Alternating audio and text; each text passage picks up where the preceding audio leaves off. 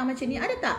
Ya, dinding rahim tebal juga susah nak pregnant. So berapa ramai yang doktor scan, doktor tengok telur you all macam ni. Kalau telur korang macam ni, maksudnya telur you all tak matang dan tak sihat, korang kena dapatkan rawatan untuk telur. Itu yang pertama. Okey, kenapa kita nak pastikan korang bertelur? Kita nak korang punya telur macam ni. Korang nampak tak? Beza tak doktor macam ni? Beza kan? Okey, bila saya buat, scan kita tak mahal, RM89. Rahim terbalik susah nak pregnant, senang je, tak ada masalah. Rahim you terbalik, you boleh pregnant. Okey, korang nampak tak ini contoh? You all yang ada PCOS, dia akan telur macam ni. Okey, korang yang ada PCOS. Tetapi untuk you all nak pregnant, you kena ada saiz yang macam ni. Jadi beza tak you all? Beza tak? So bila korang tak boleh membesar telur you all, apa yang berlaku? Korang takkan boleh lekat.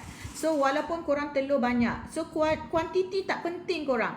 Kuantiti jumlah dia tak penting. Kalau telur banyak sekalipun tapi korang punya telur tak